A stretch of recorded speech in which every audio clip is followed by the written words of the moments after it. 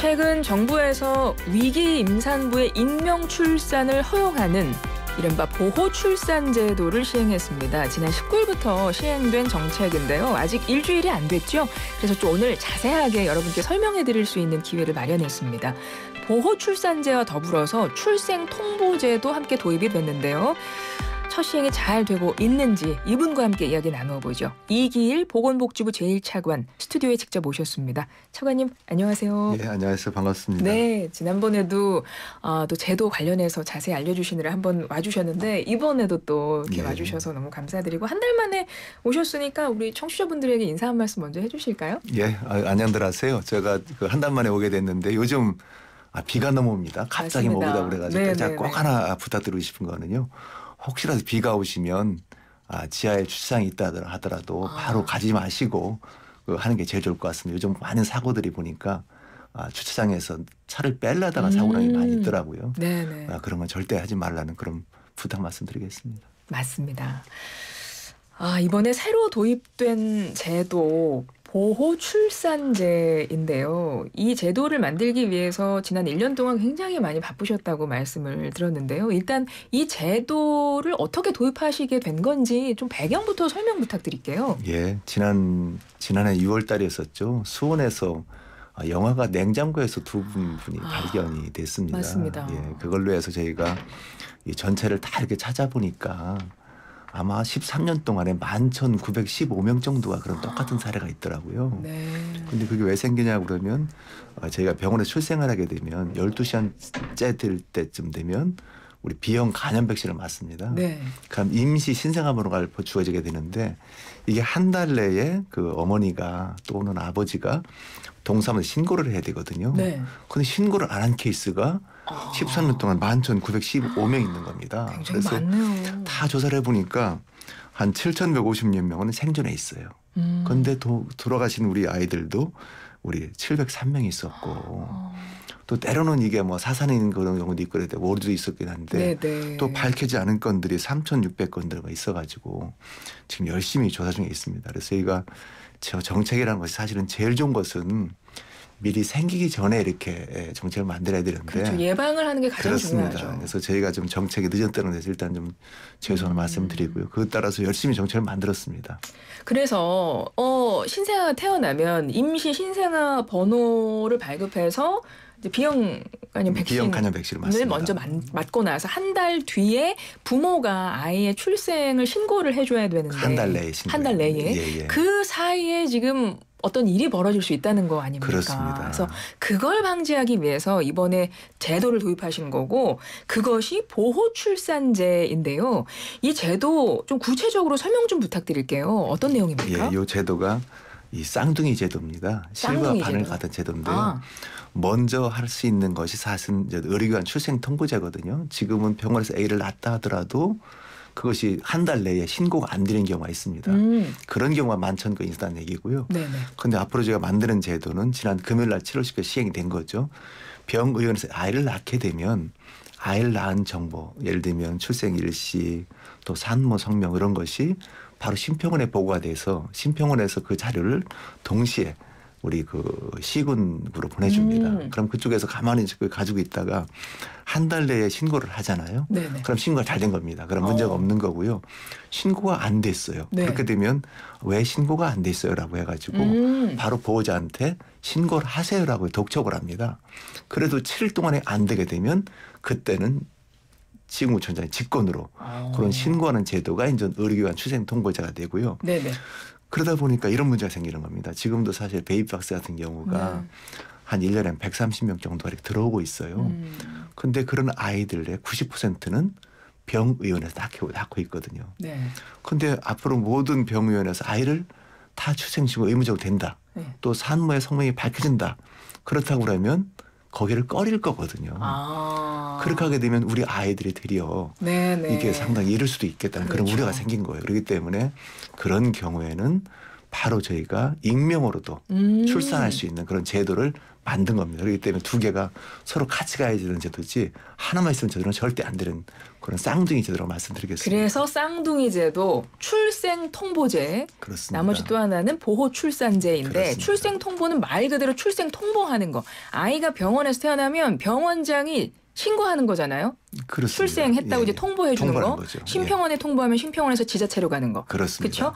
그리고 나서 근데 이렇게 되면 아이는 이제 출생 통보가 되지만 이제 이렇게 밝혀지니까 그 아이를 낳은 거 엄마 입장에서 만약에 나의 신분을 알리고 싶지 않다. 이러면 병원에 아예 안 가버리니까. 무서워서 못 가는 거죠. 그러니까요. 이런 아이들은 그럼 병원 아닌 데서 낳게 되면 출생 통보도 안 되니까. 그렇습니다. 그래서 그런 자기의 이름을 알리고 싶지 않은 엄마들도 병원 가서 낳아라라고 하기 위해서 보호 출산제. 그렇습니다. 그렇지만 그걸 낳을 때는 자기 이름은 밝혀지지 않는 가명 처리를 한 상태에서 저희가 그걸 해주는 그런 제도가 되겠습니다. 익명으로 출산할 수 있게. 그래서 출생통보제와 보호출산제는 쌍둥이 제도다. 실과 바늘 같은 제도다. 아, 너무 이해가 잘 됩니다. 예, 어떤 취지로 어떤 배경에서 하셨는지 충분히 알게 됐고요. 그래서 같이 시행하는 건데요. 그렇습니다. 보통은 그러면 이제는 의료기관에서 출산을 하면 아이 출생 정보가 바로 그러면 등록이 되는 겁니까? 그렇게 돼야 됩니다. 이제 이게 바로 되는 건 아니고요. 네. 원래 부모님들이 한 달 내에 신고하는 의무는 있습니다. 그렇습니다. 그렇지만 네네. 우리가 그 의료기관에서 아이를 낳게 되면 그 아이의 정보, 뭐 태어난 날짜, 태어난 시기, 어느 병원, 또 산모 이름, 그거를 바로 심평원에 EMR로 하게 돼 있거든요. 네네. 왜냐하면 아이를 낳게 되면 그런 진료비 청구를 해야 되잖아요. 그렇죠. 그런 것을 보내게 되면 심평원을 받아가지고 그거를 아이의 부모님들의 주소로 있는 걸 보내주게 돼 있습니다. 네. 그럼 가만히 기다리고 있다가 그거를 한 달 내에 하고 있는데 없다고 그러면 신고를 안 한다고 그러면 그때 이제 제가 최고로 하는 거죠. 알려준다는 얘기. 빨리 신고를 하세요.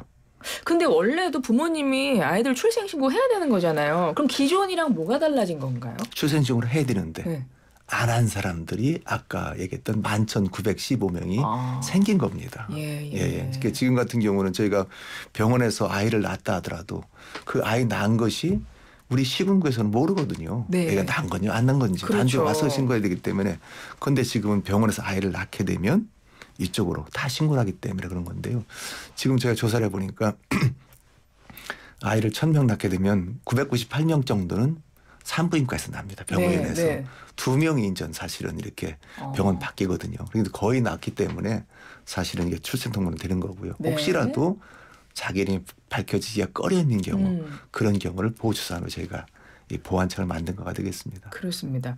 그러면 보호출산제를 조금 더 구체적으로 여쭤보면 산모 입장에서 어떤 식으로 보호를 받게 되고 어떤 지원을 받을 수 있는 내용일까요? 그러니까 자기가 이제 뜻하지 않은 임신 출산이 되게 돼 있잖아요. 네.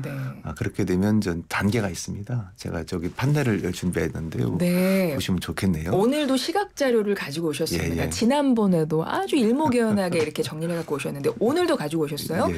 뜻하지 않은 임신 출산 1308로 전화하세요가 그겁니다. 네. 그래서 위기 임산부가 뜻하지 않은 임신하는 임산부가 되겠죠. 그렇죠. 1308로 전화를 하시게 되면 지역 상담기관에서 상담원들이 전문 상담을 해드립니다. 그런데 이 상담원들은 최소한 3년 이상의 경험을 가진 분들이거든요. 네네. 그리고 지역 상담기관은 16개가 있습니다. 여기 서울은 저기 지금 연대 후문에 있는 에라논에서 해드리게 돼 있고요. 그리고 그 다음에 상담을 하면서 첫 번째 하는 것이 어떤 상태인지 얼마나 힘든지 지금 임신은 혹시 몇 개월이 된 건지 어떻게 할 건지를 상담을 해드리게 돼 있어요. 그러면 그 엄마 입장에서 뜻하지 않은 임신을 한 엄마 입장에서 임신을 안 순간 내가 혼자 어떻게 못하겠다 하면 1308 전화하면 되는 건가요? 그렇습니다. 그리고 혹시라도 그런 것이 아니더라도 혹시라도 내가 여러 가지 임신하면서 애로가 있을 수가 있잖아요. 그런데 거기에서는 이미 미혼모 시설이기도 하지만 한 30년 동안에 다양한 경험이 있던 분들이 있습니다. 그분들이 잘 상담을 해드리거든요. 굳이 꼭 위기임산만 아니더라도 상담을 다 해드립니다. 그럼 일반 임신부도 가능합니까? 일반에서 가능합니다. 아무라도 이렇게 상담 가능하군요. 1308이면 이 번호는 전국 똑같습니다. 그러니까 첫 번째 하는 것이 서울에 있는 분들은 서울에 있는 데로 연락이 되고요. 제주에 계신 분들은 제주에 있는 그 애서원으로 이렇게 연락이 되게 되어 있습니다. 그러면은 지역 번호 없이 그냥 1308만 누르면 됩니까? 네네. 상담을 해주고 그다음에 이제 서로 상담을 하다 보면 이 원가정 양육을 할 수 있게 돼 있습니다. 네. 그러니까 이제 충분하게 어떤 상태를 보게 되면 이런 우리가 이런 도움을 드리고 혹시라도 애를 가장 좋은 건 자기 애는 잘 키우십시오. 그렇죠. 그렇게 얘기를 하면 이렇게 제가 한번 키워보겠습니다. 얘기할 수도 있고요. 남자친구에게 얘기해 보겠습니다. 얘기할 수도 있고. 근데 도저히 그런 여건이 못 됩니다. 예를 들면은 정말 갑자기 의외로 중고등생이 많습니다. 네. 또 그런 경우가 있고 그럴 경우에는 이 보호출산 도저히 키울 수가 없습니다. 또 때로는 남자친구가 있다가 없는 경우도 있습니다. 그렇죠. 그러면 저희가 참 이게 아이를 키우기 힘듭니다. 그러면 보호출산으로 하세요라고 그럼 결정을 하게 되고요. 그러면 제도에 대한 안내도 해주시겠군요. 그렇습니다. 안내. 네. 그다음에 상담을 하고 감형 처리를 합니다. 그래서 그 병원에 가는데 병원 갈 땐 자기 이름이 아니고요. 그 감형 처리돼 있는 그 이름으로 산모의 신분이 노출되지 않도록. 그렇습니다. 예. 그 이름으로 가서 산전 인차를 받게 되고 또 출산을 하게 되는데 여기에 대해서는 사실 정부에서 다 지원을 해드립니다. 그리고 산후 지원을 하고 그 아동에 대해서는 또 입양이라든지 위탁가정 이렇게 해서 하게 돼 있는데요. 그런데 요 사이 하나 껴있는 게 뭐냐면 7일 동안 숙려 기간이 있습니다. 엄마가 좀 고민을 하고 충분히 그렇습니다. 생각할 수 있는 시간을 주시는군요. 예. 저희가 입양법에도 7일간의 숙려 기간이 있거든요. 그렇군요. 그래서 예를 들면은 자기가 이제 아이를 받아서 아이를 또 수유를 해보고 또 아이의 심장소리를 들어보게 되면 또 마음이 상당 부분 틀려집니다. 그래서 그렇게 숙련한 다음에 이 아동의 정보는 영구적으로 보존하는 그런 케이스가 되겠습니다. 결국 이 제도는 그 아이를 살리는 그런 제도라는 말씀을 드리겠습니다. 아동의 정보를 영구 보존한다는 건 어떤 의미인가요? 예, 그 아동이 이제 나중에 자기가 이렇게 입양을 가거나 또 위탁해서 성장을 하잖아요. 그런 경우에는 내가 부모님이 누군지를 알고 싶잖아요. 친부모를 알고 싶다. 알고 싶죠. 그럴 경우에는 이 아동 정보는 저희가 아동권리보장원에서 영구히 보존을 하거든요.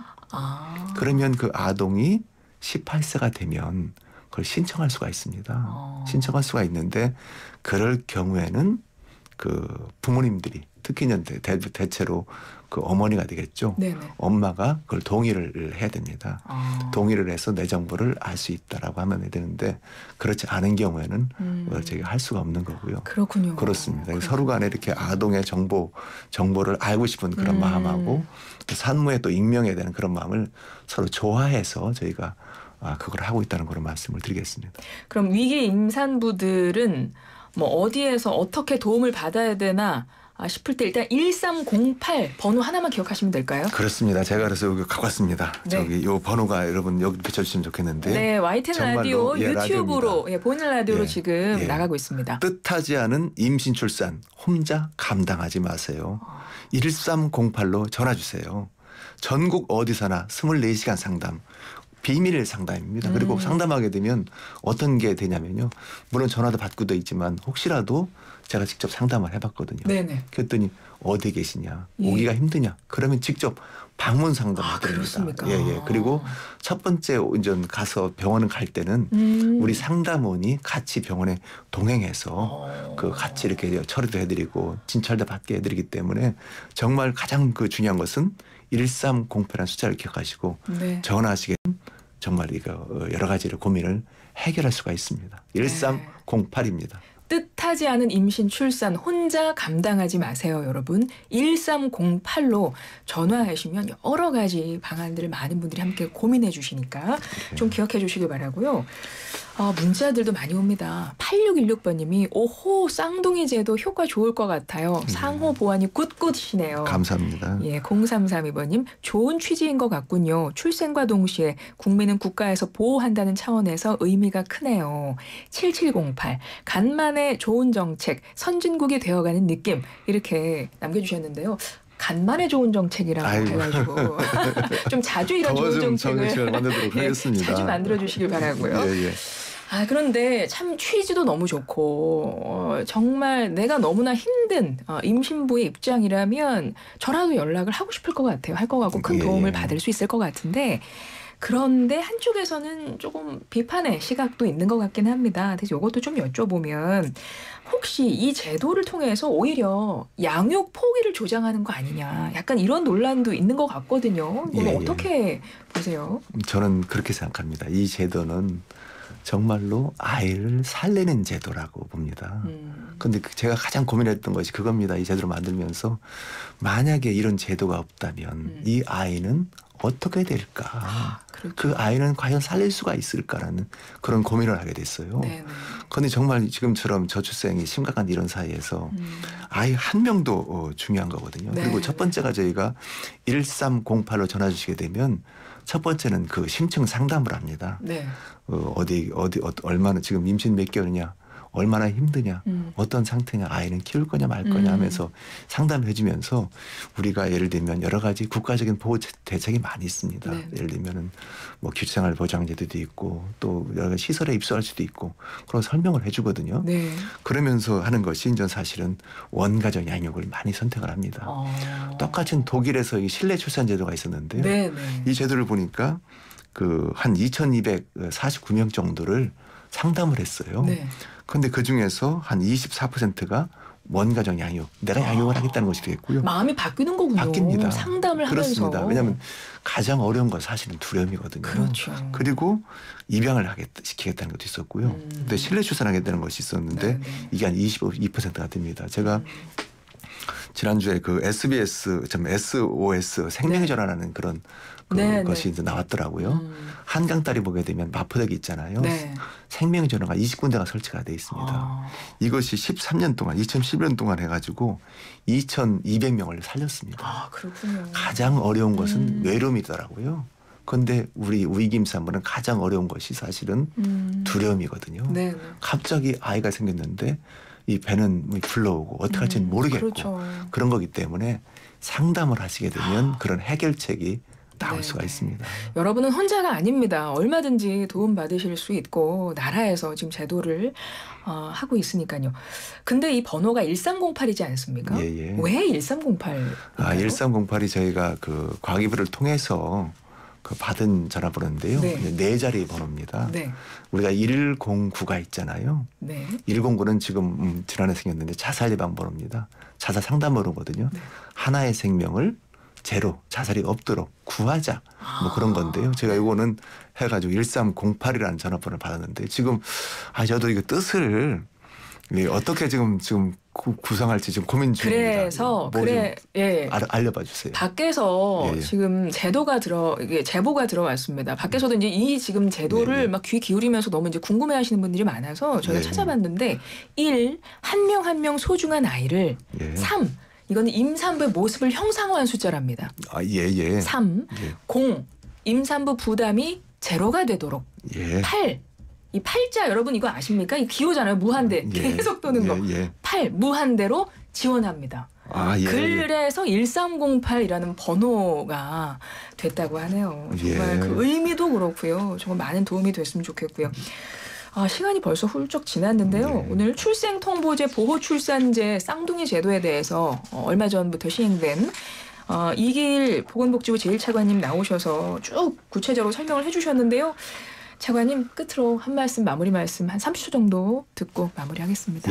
아주 1308에 대해서 정말 좋은 그런 말씀 주셨습니다. 정말 임산부 한 명이 부담이 없고 또 한편으로는 무한대로 이렇게 사랑이 될 수 있는 그런 건데 제가 꼭 쓰도록 하겠고요. 정말 저희가 이 마련한 정말로 우리 아이 생명을 살리는 좋은 제도입니다. 그렇기 때문에 들으시는 시청자분들께서도 혹시라도 내가 아니면 내 딸이라든지 내 아들이라든지 가족이 있다고 그러면 항상 1308로 전화 주시게 되면 저희가 정말 친절하고 철저하게 임하도록 하겠습니다. 정말 아이 한 명, 생명 한 명이 정말 중요합니다. 맞습니다. 뜻하지 않은 임신 혼자 감당하지 마시고요. 국번 없이 1308번으로 전화하시기를 바랍니다. 차관님 제도 나올 때마다 좀 나와주시면 안 될까요? 그렇습니다. 또 좋은 제도 또 이번 주에 나옵니다. 알겠습니다. 그래서 이제 문자로 청취자분들이 이제 그만 좀 나오세요라고 하실 때까지 나오실 수 있도록 저희도 한번 준비를 해보도록 하겠습니다. 지금까지 이기일 보건복지부 제1차관이었습니다. 차관님 감사합니다. 네, 고맙습니다.